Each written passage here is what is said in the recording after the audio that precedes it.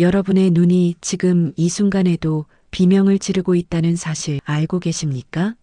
많은 분들이 눈의 경고 신호를 단순한 노화 증상으로 여기고 지나치다가 나중에는 돌이킬 수 없는 상황에 이르게 됩니다. 오늘 이 방송을 끝까지 들으시면 여러분의 소중한 시력을 지킬 수 있는 결정적인 정보를 얻게 되실 겁니다. 우리 몸에서 가장 소중한 감각기관 중 하나가 바로 눈입니다. 어떤 연구 결과를 보면 사람들이 가장 두려워하는 신체 기능 상실 중에서 시력 상실이 최상위권에 올라 있다고 합니다. 그만큼 눈은 우리 삶의 질을 결정하는 핵심 요소라는 거죠.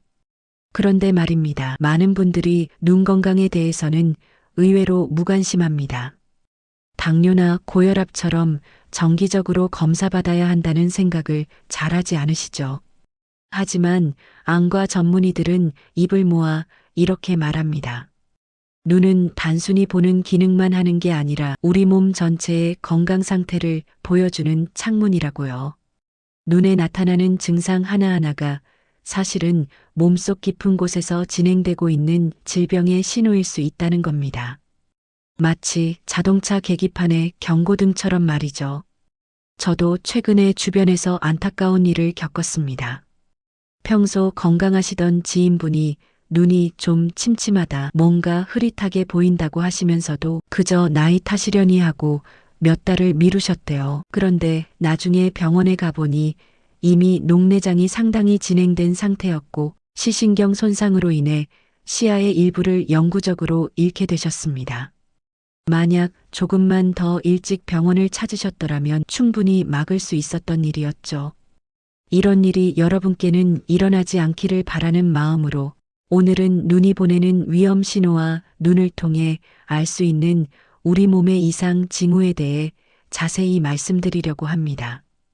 특히 50대 이상이신 분들은 더욱 주의 깊게 들어주시기 바랍니다.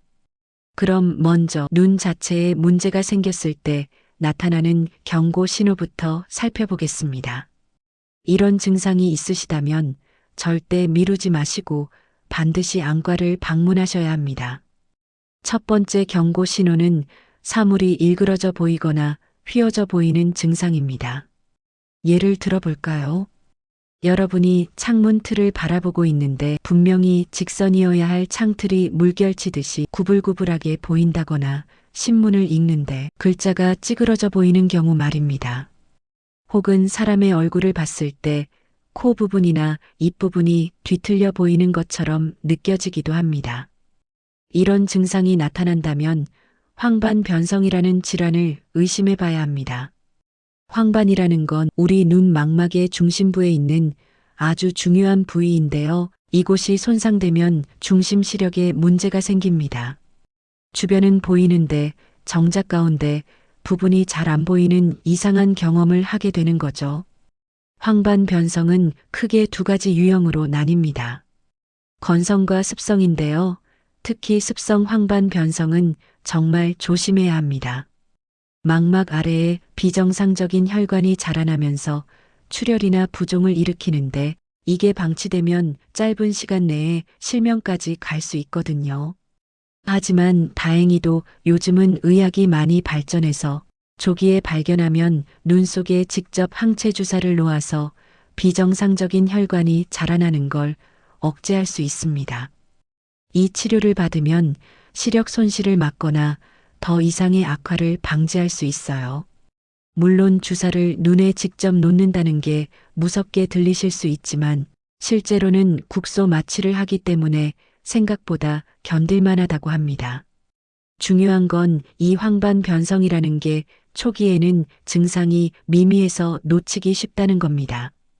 그래서 전문가들은 50대 이후부터는 정기적으로 암슬러 격자라는 간단한 검사를 집에서도 해보라고 권장합니다.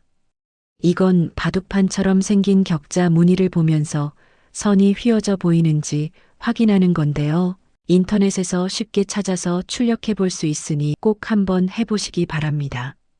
그리고 한 가지 더 말씀드리자면 황반변성은 흡연과 밀접한 관련이 있습니다. 담배를 피우시는 분들은 비흡연자에 비해 황반 변성 발병률이 두세 배 높다는 연구 결과가 있어요.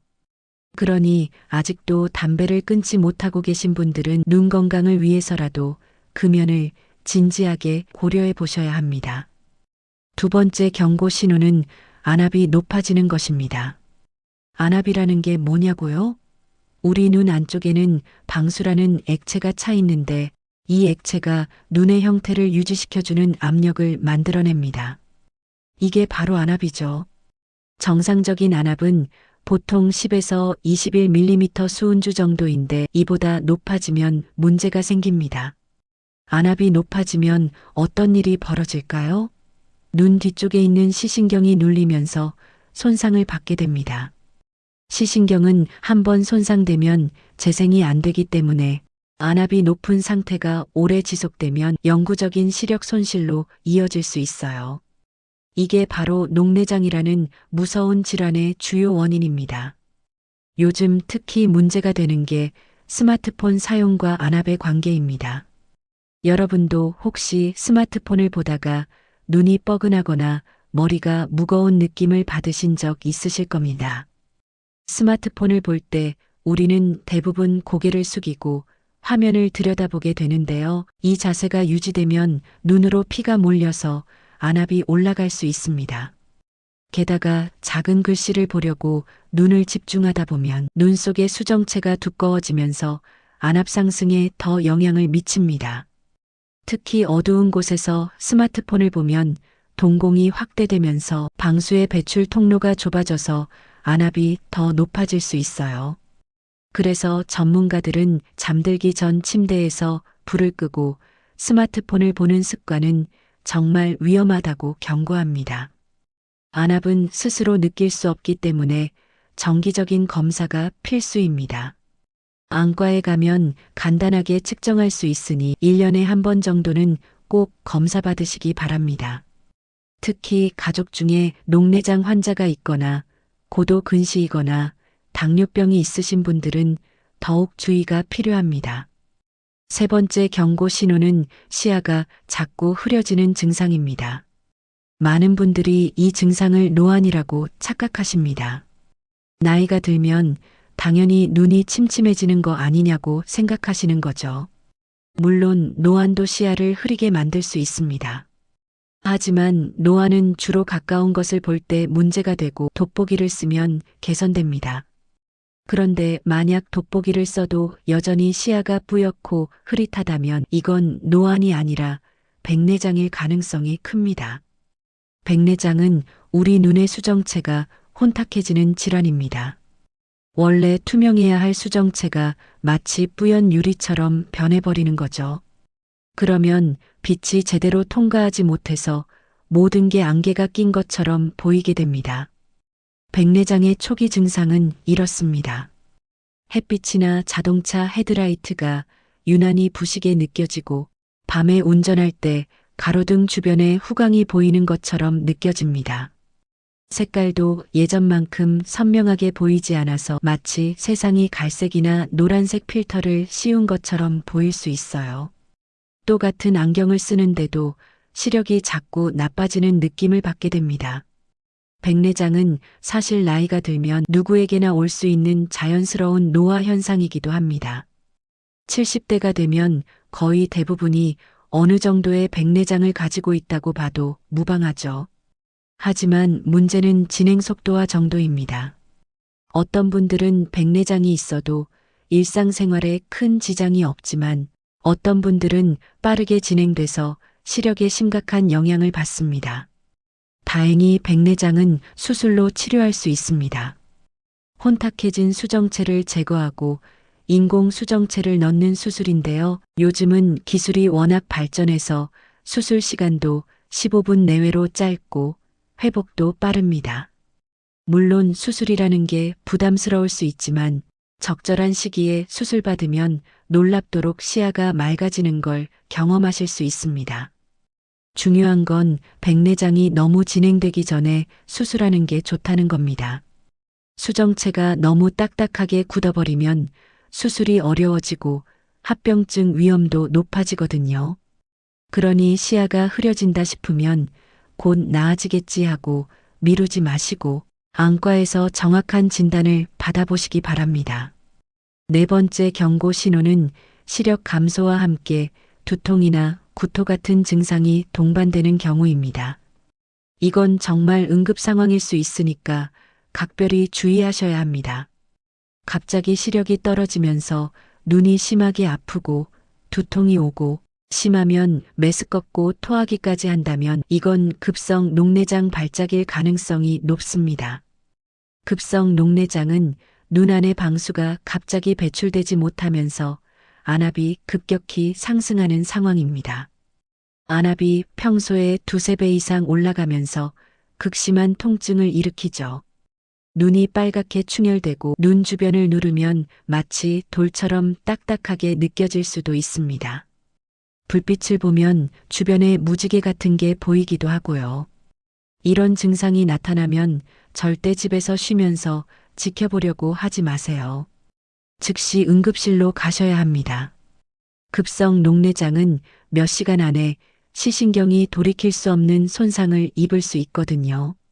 빨리 치료받으면 안압을 낮추고 시력을 보존할 수 있지만 늦어지면 영구적인 실명으로 이어질 수 있습니다. 그런데 더 무서운 건 만성 녹내장입니다.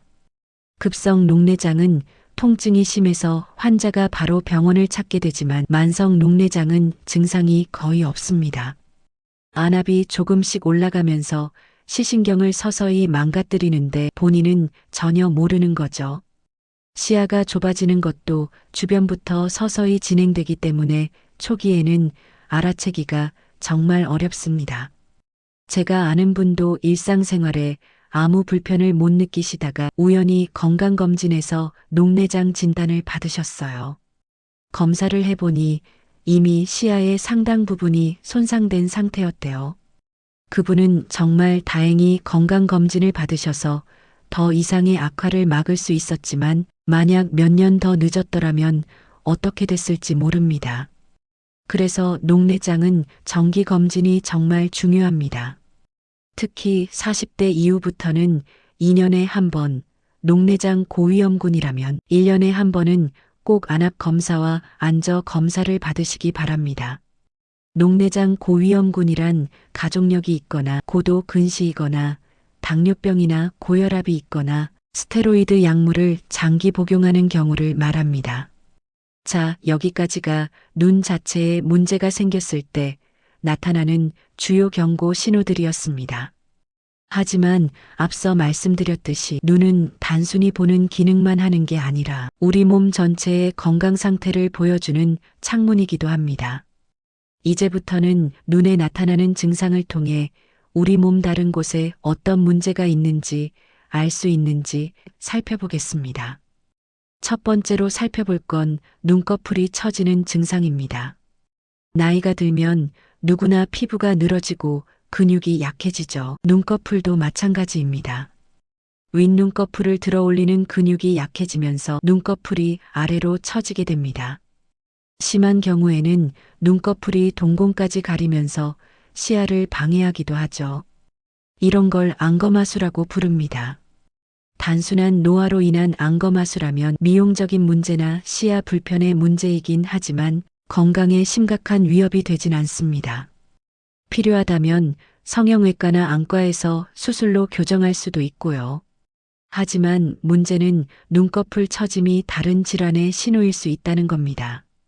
특히 주의해야 할 질환이 중증 근무력증입니다. 이건 우리 몸의 면역 체계에 문제가 생겨서 근육의 신호를 전달하는 과정이 제대로 작동하지 않는 병인데요. 근육이 비정상적으로 약해지고 쉽게 피로해지는 게 특징입니다. 특히 눈 주변 근육, 얼굴 근육, 목과 목구멍 근육이 주로 영향을 받습니다. 중증 근무력증의 초기 증상이 바로 눈꺼풀 처짐인 경우가 많습니다. 아침에 일어났을 때는 괜찮은데 하루 종일 활동하다 보면 점점 눈꺼풀이 처지는 식으로 나타나기도 하죠. 또 물체가 둘로 보이는 복시 증상이 동반되기도 합니다.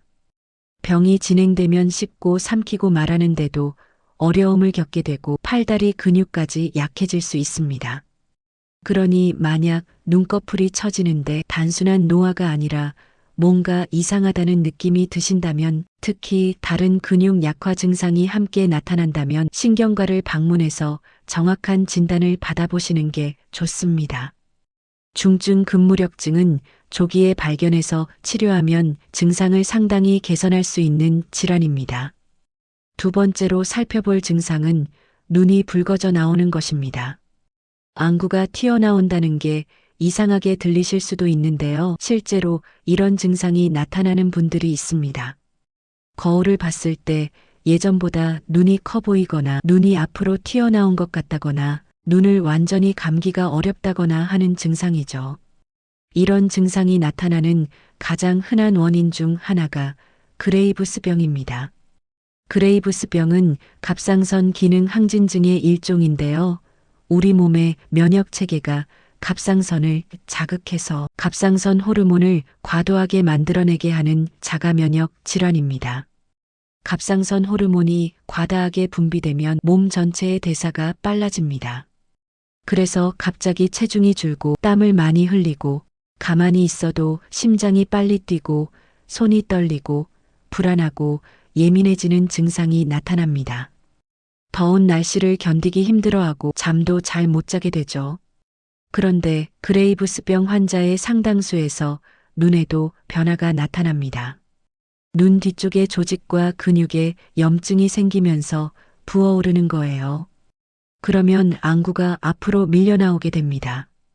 눈이 빨갛게 충혈되고 눈물이 많이 나고 눈이 건조하고 뻑뻑한 느낌이 들기도 합니다.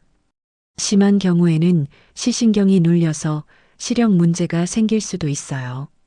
그레이브스병은 혈액 검사로 쉽게 진단할 수 있고 항갑상선제 약물 치료나 방사성 요오드 치료 경우에 따라서는 수술로 치료할 수 있습니다. 눈 증상도 적절히 관리하면 상당히 개선될 수 있고요. 하지만 방치하면 심장이나 뼈에도 문제가 생길 수 있으니 의심 증상이 있다면 꼭 내분비내과를 방문하셔야 합니다. 세 번째 증상은 시야가 흐릿해지는 겁니다. 아까 백내장 얘기할 때도 시야가 흐려진다고 말씀드렸는데요. 여기서 말하는 건 조금 다릅니다. 백내장은 전체적으로 뿌옇게 보이는 거라면 여기서 말하는 건 시력이 갑자기 나빠지거나 시야에 검은 점이나 시로라기 같은 게 떠다니거나 특히 밤에 더 심하게 안 보이는 증상입니다. 이런 증상이 나타난다면 당뇨병을 의심해 봐야 합니다. 당뇨병은 혈당이 높은 상태가 오래 지속되면서 우리 몸의 혈관을 손상시키는데요. 눈 망막의 미세한 혈관들도 예외가 아닙니다. 이걸 당뇨병성 망막병증이라고 부릅니다. 당뇨병성 망막병증은 단계적으로 진행됩니다. 초기에는 망막의 작은 혈관이 약해지면서 부풀어 오르거나 출혈이 생깁니다. 2단계에서는 증상이 거의 없을 수 있어요. 하지만 병이 진행되면 혈관이 막히면서 망막의 산소와 영양 공급이 제대로 안 되고 그러면 우리 몸이 새로운 혈관을 만들려고 시도합니다. 문제는 이렇게 새로 생긴 혈관이 정상적인 혈관이 아니라 약하고 비정상적이라는 거예요. 이 혈관들은 쉽게 터져서 눈 안쪽에 출혈을 일으키고 흉터 조직을 만들면서 망막을 잡아당겨 망막 박리까지 일으킬 수 있습니다. 여기까지 가면 시력을 완전히 잃을 수도 있죠. 무서운 건 당뇨병성 망막병증이 초기에는 증상이 없다는 겁니다. 시력에 문제를 느낄 때쯤이면 이미 상당히 진행된 경우가 많아요. 그래서 당뇨병 진단을 받으셨다면 눈에 아무 이상을 못 느끼시더라도 정기적으로 암과 검진을 받으셔야 합니다. 적어도 1년에 한 번은 산동 검사를 포함한 정밀 안저 검사를 받으시는 게 좋습니다. 당뇨병성 망막병증은 조기에 발견하면 레이저 치료나 주사 치료로 진행을 막을 수 있습니다. 물론 가장 중요한 건 혈당을 잘 관리하는 거겠죠. 혈당을 안정적으로 유지하면 망막병증의 발생과 진행을 상당히 늦출 수 있다는 게 여러 연구에서 입증되었습니다. 당뇨병이 없는 분들도 방심하시면 안 됩니다. 당뇨병 전 단계나 초기 당뇨병은 증상이 거의 없어서 모르고 지나가는 경우가 많거든요. 특히 50대 이후 비만이 있거나 가족력이 있는 분들은 정기적으로 혈당 검사를 받으시는 게 좋습니다. 눈 건강을 지키는 것도 결국 전체적인 건강 관리의 일부입니다. 네 번째 증상은 눈 주변이 떨리는 겁니다. 눈꺼풀이나 눈 아래가 파르르 떨리는 경험 많은 분들이 해보셨을 겁니다. 이걸 안검 경련이라고 하는데요. 대부분의 경우는 크게 걱정하실 필요가 없습니다. 눈 주변 경련의 가장 흔한 원인은 피로와 스트레스입니다. 잠을 충분히 못 자거나 업무나 일상생활에서 스트레스를 많이 받거나 카페인을 과다 섭취하거나 술을 많이 마시거나 담배를 피우는 경우에 눈 주변 근육이 경련을 일으킬 수 있습니다.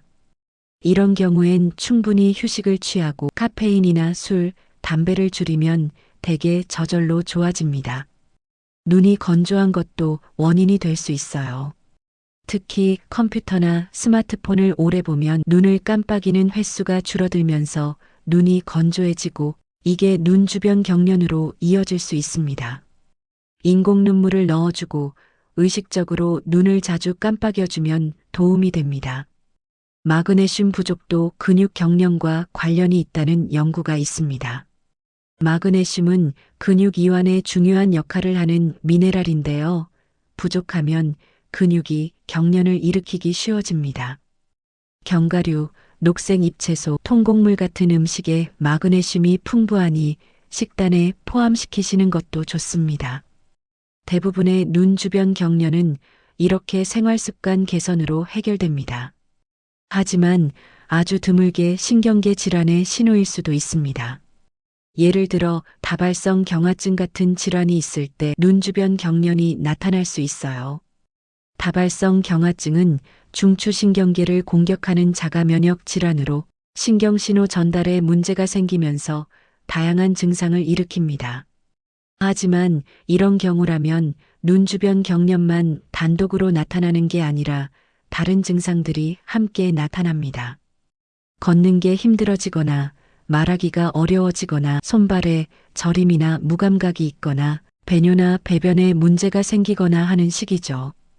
그러니 눈 주변 경련만 있고 다른 증상이 전혀 없다면 신경계 질환을 걱정하실 필요는 없습니다.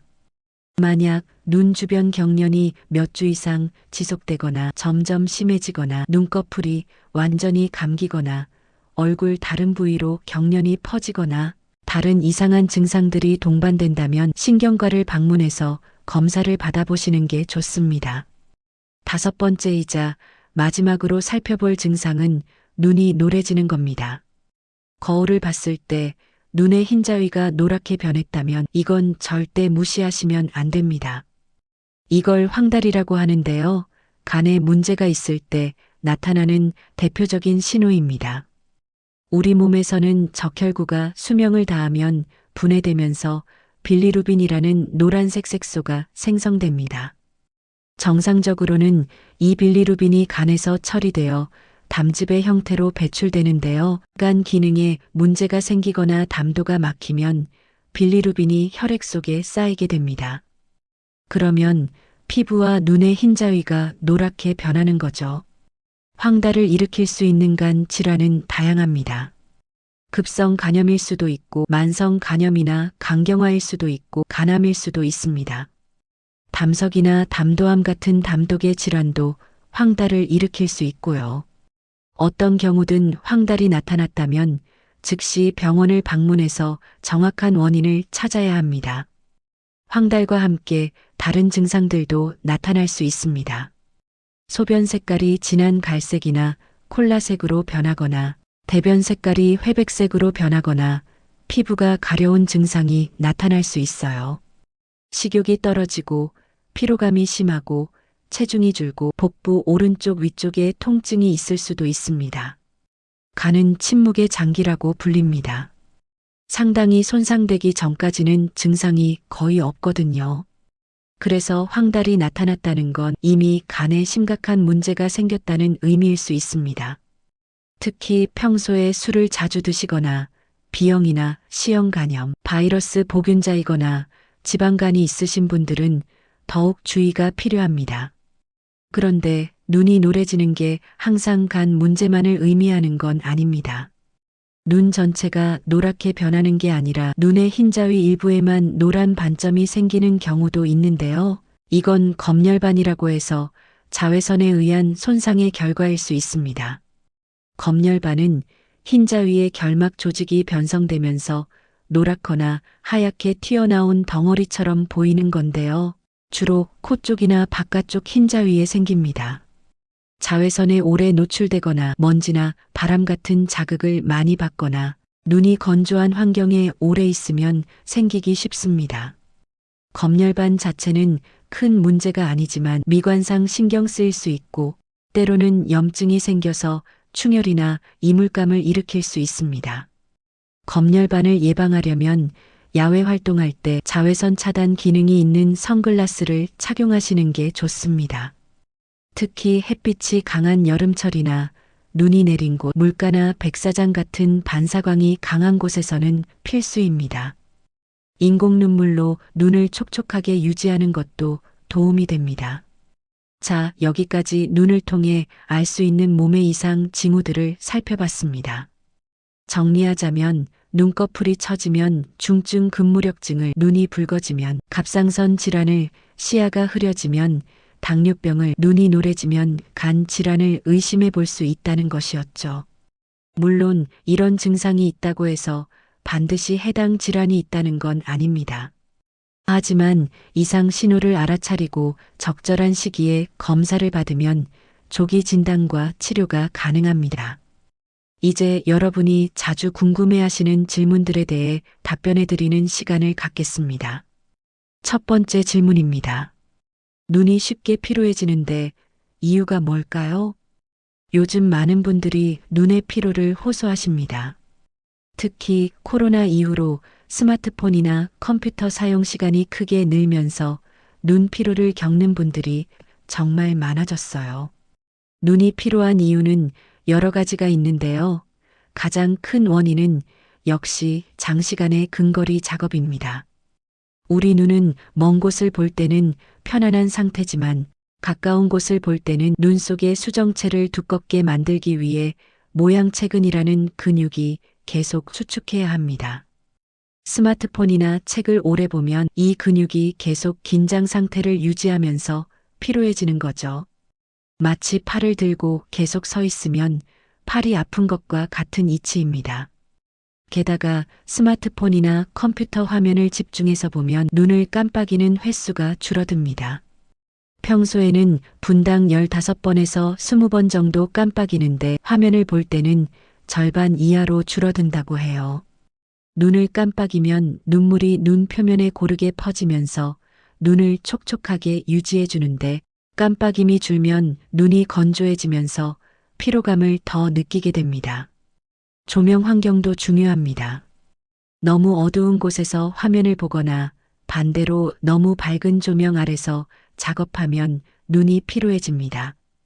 특히 주변은 어둡고 화면만 밝으면 눈의 동공이 계속 조절되면서 피로가 더 심해집니다. 수면 부족도 큰 원인입니다. 충분히 자지 못하면 눈이 제대로 회복할 시간이 없어서 다음날 내내 눈이 뻑뻑하고 피로한 느낌이 듭니다. 또 나이가 들면서 눈물 분비량이 줄어드는 것도 눈 피로와 관련이 있습니다. 눈 피로를 줄이려면 어떻게 해야 할까요? 가장 중요한 건 규칙적인 휴식입니다. 20분마다 20초 정도 먼 곳을 바라보는 습관을 들이세요. 이걸 20-20-20 규칙이라고 하는데요. 전문가들이 권장하는 방법입니다. 20분마다 20피트, 즉 약 6m 이상 떨어진 곳을 20초 동안 바라보는 거죠. 의식적으로 눈을 자주 깜빡이는 것도 좋습니다. 눈이 건조하다면 방부제가 없는 인공 눈물을 넣어주는 것도 도움이 됩니다. 작업할 때 모니터의 위치와 밝기도 조절해 보세요. 모니터는 눈높이보다 약간 아래에 두고 50에서 70cm 정도 거리를 유지하는 게 좋습니다. 화면 밝기는 주변 조명과 비슷하게 맞추세요. 충분한 수면도 필수입니다. 하루 7시간에서 8시간 정도는 자야 눈이 제대로 회복할 수 있습니다. 오메가3 지방산이 풍부한 생선이나 비타민 어가 많은 당근 같은 음식도 눈 건강에 도움이 됩니다. 두 번째 질문입니다. 눈 건강을 위해 가장 중요한 생활 습관은 무엇인가요? 눈 건강을 지키기 위한 생활 습관은 여러 가지가 있는데요. 몇 가지 핵심적인 것들을 말씀드리겠습니다. 첫째, 아까 말씀드린 20-20-20 규칙을 실천하세요. 20분마다 20초간 6m 이상 먼 곳을 보는 겁니다. 이게 정말 간단해 보이지만 실천하면 눈 피로를 크게 줄일 수 있습니다. 스마트폰에 타이머를 설정해 놓거나 컴퓨터에 알람 프로그램을 깔아두면 도움이 됩니다. 둘째, 충분한 수면을 취하세요. 잠을 자는 동안 눈은 하루 종일 쌓인 피로를 회복합니다. 눈물샘도 재충전되고 눈 표면도 회복됩니다. 수면이 부족하면 눈이 건조하고 충혈되고 피로해집니다. 양도 중요하지만 질도 중요합니다. 잠들기 1시간 전부터는 스마트폰이나 컴퓨터 화면을 보지 않는 게 좋습니다. 셋째, 절대 눈을 비비지 마세요. 눈이 가렵거나 이물감이 있을 때 손으로 눈을 비비는 습관은 정말 좋지 않습니다. 손에 묻은 세균이 눈으로 옮겨가 감염을 일으킬 수 있고 물리적인 자극으로 각막에 상처가 날 수도 있습니다. 특히 눈을 세게 비비면 망막에도 나쁜 영향을 줄 수 있어요. 눈이 가려우면 차가운 물수건으로 눈을 찜질하거나 인공 눈물을 넣어주세요. 넷째, 자외선으로부터 눈을 보호하세요. 자외선은 피부뿐만 아니라 눈에도 해롭습니다. 장기간 자외선에 노출되면 백내장, 황반변성, 검열반 같은 질환의 위험이 높아집니다. 야외 활동할 때는 자외선 차단 기능이 있는 선글라스를 착용하세요. 특히 여름철 눈이 내린 곳, 물가나 해변에서는 필수입니다. 모자를 함께 쓰면 더 좋습니다. 다섯째, 금연하세요. 흡연은 백내장, 황반변성, 시신경 손상 등 거의 모든 눈 질환의 위험을 높입니다. 담배를 피우시는 분들은 눈 건강을 위해서라도 금연을 고려해 보시기 바랍니다. 여섯째, 균형 잡힌 식단을 유지하세요. 특히 녹색 잎채소, 생선, 견과류, 과일 같은 음식은 눈 건강에 좋은 영양소가 풍부합니다. 비타민 A, C, E, 오메가3 지방산, 루테인, 제아잔틴 같은 영양소들이 눈 건강에 도움이 됩니다. 일곱째, 정기적으로 안과 검진을 받으세요. 증상이 없어도 40대부터는 2년에 한 번, 60대 이후나 위험 요인이 있는 분들은 1년에 한 번 정기 검진을 받으시는 게 좋습니다. 많은 눈 질환이 초기에는 증상이 없거든요. 여덟째, 만성 질환을 잘 관리하세요. 당뇨병, 고혈압 같은 만성 질환은 눈에도 영향을 미칩니다. 이런 질환이 있으시다면 꾸준히 관리해서 합병증을 예방하는 게 중요합니다. 세 번째 질문입니다. 눈이 건조할 때 인공 눈물은 자주 써도 되나요? 눈이 건조한 분들이 정말 많으십니다. 특히 나이가 들수록 눈물 분비량이 줄어들고 에어컨이나 히터를 많이 사용하는 환경에서 생활하고 스마트폰이나 컴퓨터를 오래 보다 보니 안구 건조증을 겪는 분들이 늘고 있어요. 인공 눈물은 안구 건조증의 증상을 완화하는 데 도움이 됩니다. 그런데 인공 눈물을 선택할 때 한 가지 주의해야 할 점이 있습니다. 바로 방부제 포함 여부입니다. 방부제가 들어간 인공 눈물은 병에 담겨 있고 여러 번 사용할 수 있는 제품입니다. 방부제가 세균 증식을 막아주기 때문에 개봉 후에도 한 달 정도 사용할 수 있죠. 가격도 상대적으로 저렴한 편입니다. 하지만 방부제가 장기간 또는 자주 사용하면 눈 표면을 자극할 수 있습니다.